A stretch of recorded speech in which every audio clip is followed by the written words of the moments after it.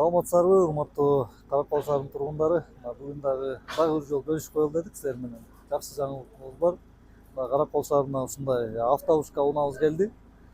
Бул автобуска унаабызды биз ушу шаардын ичиндеги жанагы чоңураак өсүп кеткен бак дарактарды бутап, курап калган бутактарын алууга өтө мындай чоң бир жардам тиет.